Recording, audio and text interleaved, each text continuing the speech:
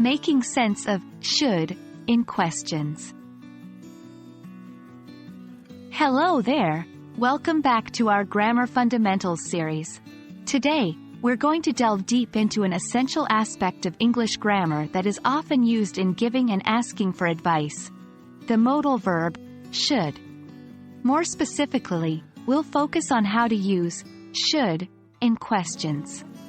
So, grab a notebook and let's get started. First things first, it's important to understand that should is a modal verb used to give advice or talk about possibilities. However, when should is used in questions, it's often a way to ask for advice or opinions. For instance, should I wear this dress to the party?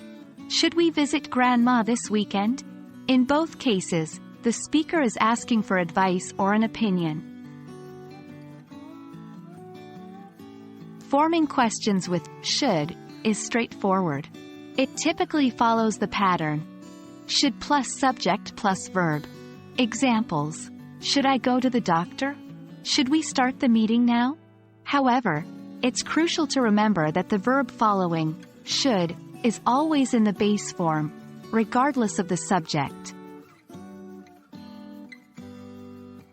Similarly, forming negative questions with should is also quite simple. Just add not after should. The structure is should plus subject plus not plus verb. Examples: shouldn't I be studying for the exam? Shouldn't we inform the teacher about the change? In both cases, the speaker is expressing doubt and seeking affirmation. Should questions can be used in various contexts. When asking for advice, we use it personally, like, should I apply for this job? When asking for a general opinion, we can ask something like, should the government cut taxes? It's a flexible and essential part of English communication.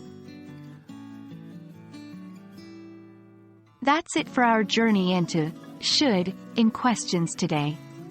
I hope this lesson has been helpful and that you're feeling more confident using should in your English conversations.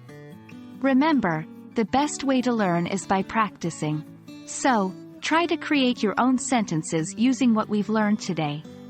See you next time. Remember, practice makes perfect. See you in our next video.